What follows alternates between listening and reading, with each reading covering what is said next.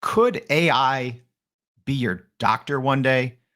I know it's a crazy question, but we have to talk about it. It's something that we're going to talk about today on Everyday AI. This is your daily live stream, podcast, and free newsletter where we help everyday people like you and me not just understand AI, but how we can actually use it.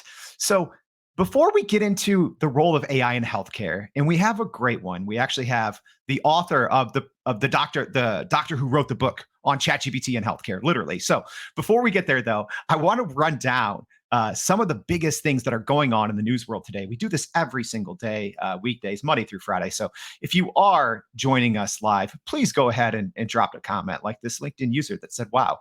So let's get to it. A couple big news pieces today. So first, a new CNBC story says that the AI boom that's happening right now is actually the fourth industrial revolution playing out. At least that's a quote from an executive from Wedbush Securities. So make sure to read more about that in the newsletter today. A couple other cool healthcare related stories. So one, Gleamer is a healthcare tech company. They just raised $30 million to bring more AI and radiology products and services to the market. Super exciting. Speaking of tools and software, you've probably seen or heard these AI detection tools. So we're going to be sharing in our newsletter today a link to a story that talks about how easy is it to fool these AI detection tools. That's from the New York Times. So make sure to check that out. And last but not least, and kind of a good transition into our show today, big news story. So this is the first AI generated drug has entered human clinical trials. So I'm not going to give you the name of the drug because it's a bunch of letters and numbers, but it has entered phase 2 clinical trials targeting chronic lung disease patients. So we're going to have all of that and a lot more in our daily newsletter. So make sure you go to youreverydayai.com, sign up for that free newsletter. We're going to have a lot more. But right now, I'm extremely excited to bring on someone that I've been following in the kind of AI and ChatGPT space. So let's bring on our guest for today. So we have Dr. Harvey Castro, the author of ChatGPT and Healthcare. Dr. Harvey Castro, how are we doing? Awesome. Thanks for having me. This is exciting. I've been wanting to do this for a while now. Absolutely. So I can't wait to talk about a whole variety of things, but as a reminder, this is for everyone out there. Everyday AI is for everyday people. So if you do have a question for Dr. Harvey Castro, please leave it and we'll get to it. If you're listening later on the podcast, you missed out to get all your questions answered. So we do have quite a few people already with questions, but I have a question for you first, Dr. Harvey. So I started the show with maybe a little bit of a sensationalized statement, but is that too far off? Might we have doctors or a system one day that is just primarily AI? Is that a thing? I pause for a second and hesitate to answer because my gut says no, but technology is changing so fast. And with robots that I'm seeing and with things that are coming, it's starting to make me think twice that, well, maybe I'm going to have to concede here and say, I do see a robot in our future where it is going to be a resident equivalent, where it'll be my assistant. I don't want to replace myself yet, so I'm going to say not yet. Yeah, that's the I think you come from obviously a very unique position. So you obviously have a background as a practicing physician, as more of an executive role in healthcare systems, but also you are literally pushing the education around this technology with AI in healthcare, ChatGPT in healthcare. So I guess where do you lean on it though? Yeah, let me kind of explain my rationale. So, OpenAI, and I'm really bad with names, so forgive me. They have a robot that's coming out by the end of the year, and it will have what's called tactile function. So it will be able to sense and give information back. Well, just to extrapolate here a couple of things. If you have the equivalent of, I call it ChatGPT 5, where it can see and take video and pictures, where 4 has it, but we just haven't been able to use it due to GPUs out there in the world. But just play with me for a sec. So we have this fake robot. Let's put a white coat on them and say it's able to see. And now with the tactile, it can feel the patient's belly. And for example, it'll Mm. say, oh, wait, this is right upper quadrant. It's probably the gallbladder. It sends that feedback, looks at the differential, and says, okay, it's probably this. I'm gonna go a little extra here with the eyes. In the eyes, there's already technology that the video camera can actually give my age, my hemoglobin A1C, which is the last 3 months of my sugar. It can give my blood pressure, and it could give about 5 or 6 different parameters just with the camera. So I'm thinking, man, you put that camera on this robot, dude, you got like a lot of information. You have your triage nurse, you have your resident, and it's all being packaged. Due to the hallucination effect, I don't think it'll be Chat GPT. It'll be another bio GPT out there that, or no, I say bio GPT, another GPT that's healthcare related. And that's why I hesitated so much, because I'm like in my mind thinking, well, you put all these pieces together, you would have something very close. Yeah, that's a good point. So we're obviously already starting at the end, which I love. But let's hit Sorry. rewind and let's kind of remind people just of your background, because it's extensive, right? I think people might hear us talking and say, "Oh, this GPT or AI thing is brand new. You know, who are these guys to be talking about it?" But you have a huge in-depth background in technology and in the healthcare field. So just give everyone a brief overview of your background. Yeah, I'm blessed in that I wear 2 hats. I'm an ER doctor, by training, so I've done it for over 20 years. I know my ER stuff per se, but simultaneously, I'm an entrepreneur. I've had over 30 iPhone apps. I'm into the technology world. I've actually wrote my first app, which was IV Meds, and I spent a lot of time looking at technology and merging it with healthcare. As an entrepreneur, I joke, I feel like I live in the clouds. I live in dreaming, and I always think of things, and I love merging the 2 languages. Let's say the language Mm. of medicine and the language of artificial intelligence for today's conversation. And so that's kind of my background. And just really quickly, back in November, I was playing with ChatGPT, and I was blown away, and I was like, "Oh my gosh," I had that iPhone moment. I'm like, "This is gonna be the next iPhone, but better." I was like, "Let me write a book real quick and, like, explain how it works and tell our teachers and doctors and patients." And I was just so stoked. I was like, "Okay, I gotta tell people." So that's my background. Yeah, yeah. And if you're not watching live, I do have Dr. Harvey's book on the screen here. So he literally wrote the book on ChatGPT and healthcare, unlocking the potential of patient empowerment. What was that process like? And what was the reception as well in the medical community? Well, it's kind of funny. Obviously, medicine's really conservative, and I'm here pushing the envelope and telling telling patients, "Hey, use Doctor Google, but let's use ChatGPT and tell your doctor we're going to use it together." And I know doctors were upset with me. It's really tough to write this book. When I wrote the first edition, and this was, mind you, January 5th, and here we are, like 6 months later. I'm already talking about several books out. This technology changes so fast. But the skinny is this: I see life as a bell curve. We have people in one extreme that know their stuff really well, and when I wrote it, they're like, haha, this is just scratching the surface. And in my mind, I'm like, it's actually not meant totally for you. It's more meant for people that don't understand this technology, haven't thought of all the possibilities. So I'm just kind of presenting it to them. Um, at the first too, people were like, including my wife and close friends, were like, ChatGPT, who? What are you talking about? Like, I have no idea. And I was talking to my doctor friends, and I'm like, hey, the last thing you want is a patient to show up with some papers saying this is ChatGPT, and you don't even know what this is and what the good, the bad, the ugly is. And so when I made that statement, I was like, you know what? Maybe I should start teaching people the good, the bad, and the ugly as far as doctors and patients. Yeah, absolutely. And you bring up something that I wanted to talk about. Did you say Dr. Google, right? Is that Yeah. is that a Yeah. saying in the medical community, right? Oh So yeah. I I think when people talk about AI in healthcare, they think, "Oh no, absolutely not. You need to trust the doctor's knowledge." But at least when I go to see the doctor, so many times they're just googling something, right? So I say like, what's the difference? So do you think that people like in the medical community, in the healthcare um, profession, are people for some reason biased against AI, or are they scared of it, even though it is kind of just a 10 times more powerful Google? So I'm gonna hesitate one more time. I think again it's a bell curve. I think we have our newer generation doctors that are like, let's go with technology. I got it. Let's see it. But then we have our conservative older doctors that honestly some of them can't type, and I'm not disrespecting them in any way. They just didn't grow up with the typewriter and typing, and so typing they literally have two fingers going, or they ask for an assistant to type for them. And so we have two different populations. The key that I'm trying to teach my fellow doctors and patients is there's a balance. I don't think AI is at the point where it could just take over my job, because honestly, it's called the art of medicine because it's a true art. And AI can only look at the facts, but it also hallucinates and makes some mistakes. Mhm.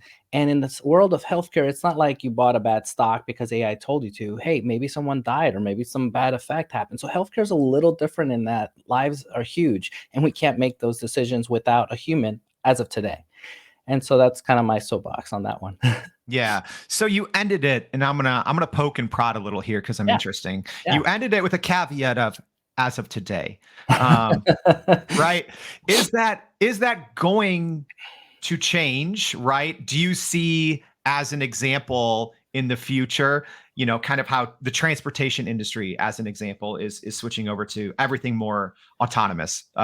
Will it ever get like that in healthcare, where the majority of decisions are maybe made by AI, and then it's just more of a doctor or physician checking everything on the back end? Honestly, I think we're headed that way. It's I again, third hesitation here is the art of medicine is a true art. And there's many times in residency that my fellow resident or my doctor colleagues, mentors would tell me, "Hey, Harvey, sometimes you have to be a doctor. Sometimes the facts in front of you tell you one thing, but you need to step back and look at all the facts and become a doctor in the sense that you're making that decision." And so using that principle, AI may collect all the data, may look at everything, may point me and may bias me down a wrong road, but my experience, my gestalt, my looking at it from 10,000 feet high, putting all the factors together, because there's also things like small cues. Like if I look at you, the way you talk, your mannerisms, your tone, yes, AI eventually can catch all those things, but you put it all together, that's so many factors that it's hard to train a model. So my point is, I think it's gonna take more than just having a robot gather all that information. I think it's gonna truly take a doctor to do it. But here's the beauty of all this craziness. I really think there's gonna be some AI bias, in that I worry that my younger I'm gonna call myself an old man here, my younger doctor friends, uh, they're not gonna have that gestalt because they're so used to using AI and artificial intelligence and other tools that they're gonna over rely on automation, over rely on technology. And I really worry about those doctors because if they don't do both, they're gonna do many mistakes because they just Mm, won't have the experience, if yeah. that makes sense. No, that makes perfect sense. Do you have a comment or two I wanted to bring up here? So Yeah, Ryan Martin says, "Great book, read it twice." Ryan, thanks for listening. right. Professor Dr. Muhammad is saying ChatGPT is now binding professionals too. Absolutely. I do want to follow up something that you said. Um, but also look forward, because I'm always trying to look forward. But what areas of healthcare, if we just talk about GPT, right? Yeah. Because AI has been around in medicine and in healthcare for decades, right? But if we're just talking about GPT, chat GPT, and what can be built around this technology, what areas of medicine or healthcare do you see the GPT technology being most disruptive, whether it's for Yeah. a bad thing in terms of jobs and careers and professions, or for a good thing in terms of creating more possibilities, and more capabilities for the healthcare system? I love your question because I could have answered it different had you worded it differently. So let me go with GPT since you stressed on GPT technology. I think one of the biggest problems is actually communication. You can apply that to marriage, you can apply that to life, just communication. One of the biggest problems with doctors and pain points is not being able to speak their language. Meaning, as a doctor, you're taking all this medical jumbo stuff, but then to be a really good person to educate, you need to break it down to a 5-year-old. And if you can break it down to that level, then I think you know your stuff really well, but better, you can converse with that person. So bringing it to ChatGPT, why not just let's change discharge instructions? Let's just take that one part. Let's just go into the discharge instructions and say, okay, I have a 50-year-old is way different how I talk to a male versus a female versus a 5-year-old. Not that I'm being sexist, it's just that there's certain things in their healthcare that is a factor that you would talk to them differently. Taking it to another level, there's different cultures. I grew up in New York City, so I'm very sensitive to different cultures around the world, and I grew up with them. And I went to my friend's parents' house, and then we would eat and do customs. And I remember doing mistakes in their house, and be like, "No, no, we don't do that in our culture." I was like, "Oh wow, I didn't know." And so my point is, why not use the power of a GPT to help me create those examples? So I'm talking to the patient, I'm being respectful of their culture, I'm being mindful of how. But let me give it to you real quick, another quick example of how that would apply. I usually talk about this example, but the skinny is this. I have a 5-year-old pediatric asthma, first time, kid scared. I help them out, give the parents the discharge instructions. That's how it's done today. This one hospital did the following. They took the discharge instructions, put it into GPT and say, "Hey, I'm talking to a 5-year-old, convert Mhm. this into a coloring book." Then they took a Dolly equivalent, they made the pictures, they put it all together and said, "Here, son, here's a discharge instruction, but it's a coloring book." Now that child can go through with the parents, with the doctor, with the nurse, whoever, but it can actually look at it and be like, "Oh, this is why I need to take my meds. Oh, this is why I need to check my blood, blah, blah, blah." I mean, it really takes it to another level, and then you can go over and over, and I'm like, that is the future of healthcare, and I feel Yeah. that that's the way it's gonna go, at least for that That one example. Wow, that example really hits home for me because I had my first asthma attack as a 5-year-old. Oh. So, I don't remember a lot, but I remember being scared and confused, and I can Mhm. only imagine the how much better I would have felt or how much more comforted if my discharge instructions were a coloring Yeah, book, teaching me about how to treat this. So, yeah. even with that, a great follow-up, and we have some great questions. I'm going to get to them. So, thank you guys for your patience. But on that, I think one of the knocks is on GPT or AI is that it's not empathetic. Yeah. And you just gave a great example of how you can use this technology to create empathy, and everyone thinks it's just like, no, it's robotic, it's not empathetic. And then obviously there's the very famous study now about Chat GPT versus doctors in terms of bedside manner, and Chat GPT was actually rated higher in terms of empathy. So how do you see the GPT technology improving empathy, or might it not? No, I definitely think it will. Let me give you an example. I already think it'd be great use for medical students and doctors in hospitals that, at one point I had over 50 doctors that were under me that I had to manage. And I realized at one point, I'm not going to be disrespectful, but I felt like I was a high school principal telling doctors, I'm like, "Are you kidding? Why'd you do this?" or X or Y. And so my point is this: if I could use the power of a GPT to teach empathy, to create modules, to have them interact and make up fake cases where the GPT or the chat GPT will give them corrections on, yeah, this is how you do things, this is what you do. Because honestly, again, I know, knock on some of my fellow colleagues, they're so smart and they're so into their one part of medicine that they forget some of them have really bad bedside manners. And I think if we AI could put it together with a human and teach. And I see a future where we have a laptop or our iPhone. I know doctors are going to hate me again for saying this, but we sit down with our patients and we have that laptop, we have the patient, and we have the topic, and we're like, let's do this together. Let's put it into a GPT equivalent. Let's see what it says. Let's see what I think, give you my medical expertise, and let's put it together. I don't think it's one or the other. I think it's both. Yeah.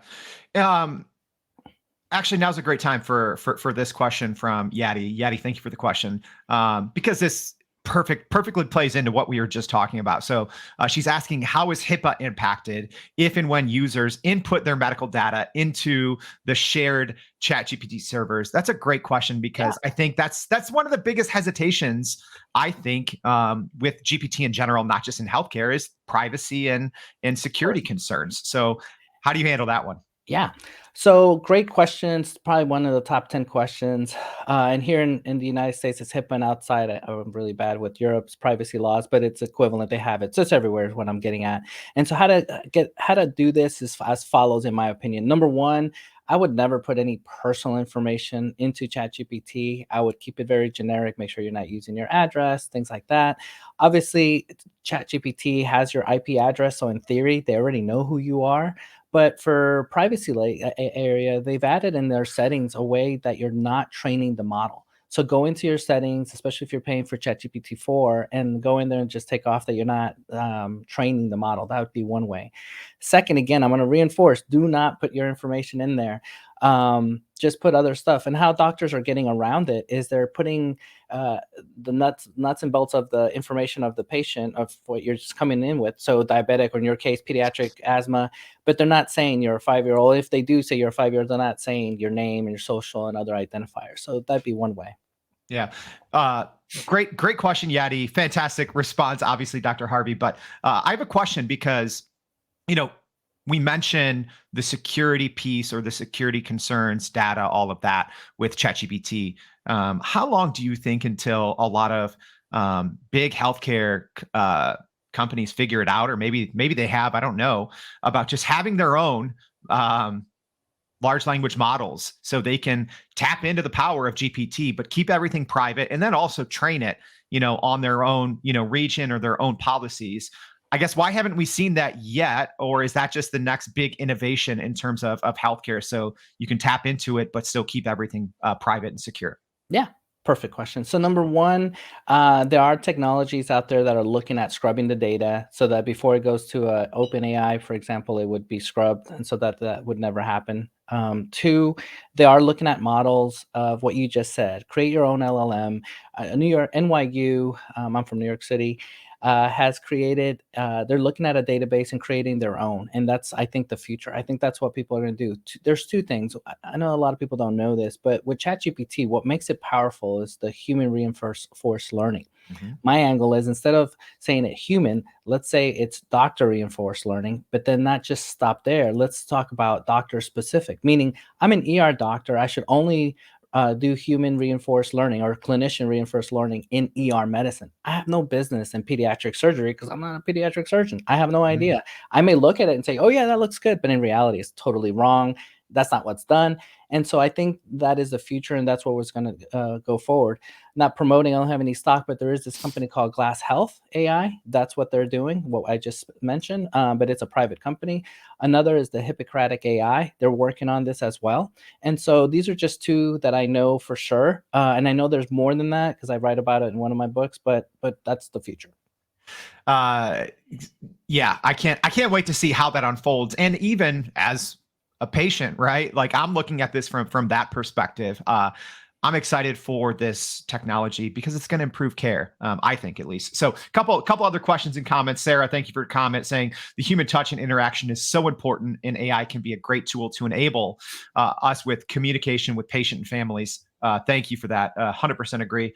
Ryan has a question here. So, following up on the Mid-Journey coloring books, never thought of it for pediatric cases, saying it's brilliant. I agree. But a question for you: do you see a drastic change in medical education with AI? Because I know you've talked about this before, how hard it is for physicians and how much they have to relearn on an ongoing basis. How will ChatGPT or AI in general help with education? Love that question. Um, I've spoken to several companies and I've seen some on the news that basically is sharing that they are changing the way we educate, and not only the way we educate, but the way we're testing. So, how will it change? In medicine, we use something they call up to date, and obviously the goal is to stay up to date because technically textbooks take forever to print, so it's online and they can change it. But what's funny is that up to date is technically not up to date, Mm. and so what they're doing is they're using the power of a GPT equivalent. Let's just call it auto GPT, where it's going out to the internet or going out to medical references and it's telling it go into PubMed or whatnot, and then plug that into up to date. And that is what the company I've heard is starting to do. And so, what's that going to do in the future? Well, I'm already seeing different companies talk about creating a GPT equivalent into education. For example, I'm going blank on the name, but I think it's Wharton School of Business out there. They have a branch where they're teaching using AI. I'm sorry, using just regular education. I remember hearing a talk where the professor said what used to take him 2 hours to explain and to create the content is literally taking him minutes. And so he was kind of sad that it took him years to create all this content. He said if he just sat down with his team, he could probably knock it out in a month. And so that's just the power of education. So my point is, medical school will change as well as all the other schools, law school and all the other undergrads. Yeah. Um, change, I think change is the name of the game here. Even if you look at when ChatGPT first came out in November of this year to where we are now, things have changed drastically because of the GPT technology and other companies being able to tap into it and kind of build their own models off of it. So, as a reminder, if you are tuning in live, please leave a question for Dr. Harvey. But I do have a question because there's a whole area of your background that we haven't even tapped into, and I would be remiss if I didn't ask some of these questions. So, we even opened up the show with one of the news pieces talking about just how much money is going into AI, startups or established health tech companies. You have a background as an investor and an entrepreneur. How do you see just outside money combining with AI in the medical field? Could it be too much all at once, or do you think it's a good thing to see that innovation happening with this new AI and GPT technology? Yeah, that's a tough one. And let me explain why. And I'm going to go in my soapbox here for a sec. So excuse me for doing it. Elon Musk invested into OpenAI because he wanted to keep it open. He wanted to keep this information away from someone called Microsoft or just a big corporation. And so the goal is, if you think about it, if you have OpenAI or you have some kind of GPT equivalent, untouched with private money or public money now, then in the goal is you could do whatever you want because you're focused on the goal. Once you have an external factor, and I love Microsoft, for them to come in and put money, now they have to answer to shareholders. And I know OpenAI is not owned by Microsoft, but 49% of it is. And so it changes it. So how does that affect my statement in medicine? Well, it makes it a catch-22 because now there's going to be that pressure, external pressure saying, hey, we need to produce money. Now we got to do X, Y, and Z. Whereas if you're just doing it of the kindness of your heart, you're like, hey, let's create a better healthcare. There is not that external factor. You can do more. So that's one issue. With that said, it's a necessary evil. We need the money to create. Now, here's the opposite side of that. If you fund it so well that the company doesn't do the judiciary duty by using that money well, and they waste so much money that when it goes out to the consumer, now it costs so much money for the hospital and everybody else, you kind of defeated the purpose. Now it's actually increasing healthcare costs to use this tool. Yeah.